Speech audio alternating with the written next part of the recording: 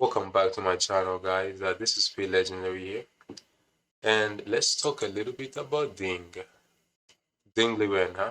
He's the current world champion, but a lot of people don't feel like he's been playing his best right now, and even Ding himself, he's felt like you know, because right now there's like less than 1 week left, like 7 days or 8 days until the games begin.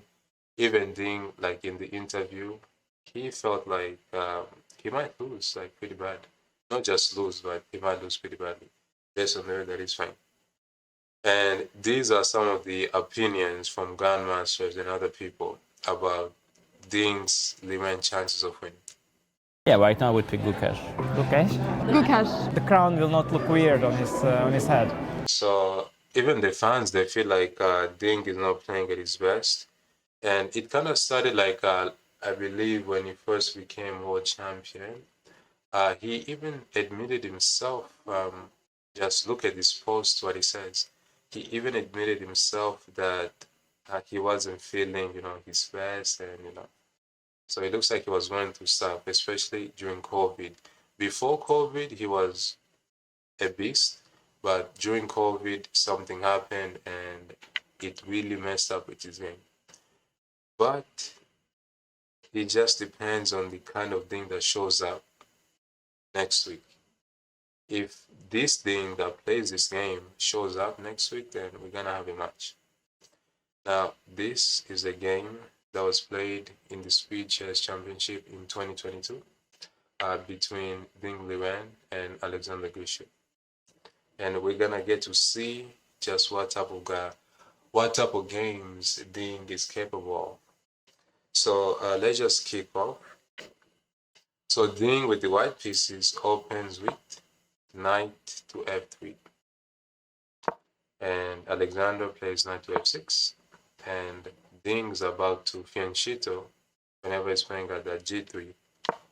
So Alexander takes the center, because that's one of the things you're supposed to do. You're supposed to take the center, take more space, restrict your opponent. He develops his bishop, he takes the center, and he just castles. Now that his king is safe, he might try to attack. You always want to attack, especially if the other enemy king is still in the center. So what does he do? He's about to castle because he knows what might happen. The center might explode, so Bishop wants to get his king to safety as fast as possible, as soon as possible. But first he takes. He didn't want to take because he wants this bishop to go there. So if he went there, he probably could have taken, and that would have been somewhat of a setback. So he decided to take first, and when he takes, he goes there, and the knight goes there. So he decides to castle, and he develops his knight. So he just reinforces the center, and Ding decides to explode the center. But instead of taking, Rishuk just develops his knight. He's being really principled right now. Ding decides to take. He takes, he takes, he takes. Now, at this point, you might notice, you might say, it's gonna be a draw, like pieces are getting traded left and right, and the center is pretty much gone. Like the center is like non-existent. So you might say it's gonna be like a quick draw, you know. But no, he plays there. Rishuk decides to sacrifice the pawn. It's not really a sacrifice, but it's gonna give him some more play. So he develops the bishop, he goes back, and then he plays knight to c5. Now you might be asking yourself, is that not a blunder of a pawn? Like this bishop can just take. And while that is true, even though the bishop can take, look at this bishop also. This rook is gonna go here, and this bishop is gonna have to go back, and the knight can even take. When the knight takes, you can't even take because the rook is gonna take. So none of that happens. He doesn't take the pawn, even though he might. I don't know if stockfish might be able to take that and make it work, but Grishuk is not stockfish, so it's not gonna take that. No human is gonna, put themselves in danger willingly, unless you're crazy. So he goes with the queen there, and Ding Liren, he plays the rook to e1, trying to set up some type of tactics. He might go there, or right now it doesn't work, but in the future there might be something. So he develops his rook there, and he just moves his queen away. It was being attacked with the rook. So he moves also the queen right there, and Ding is like, okay, you're gonna run away from this first pin. I'm just gonna set up another pin right here. Like, as you notice, this rook was eyeing the queen. The queen went there. He brought the other rook that's now eyeing the queen. So he's like, okay, let's trade. So instead of trading, he decides to take. Yeah. So these arrows are from a previous analysis. Now this is really interesting because he didn't take the queen. A lot of players might be interested to just take and say, okay, I'm gonna take and double your pawns, take and then you take, and then I double your pawns. But he didn't do all that, he just decided to take. Which is really interesting because the queen protects the knight, but the knight is being attacked 2 times.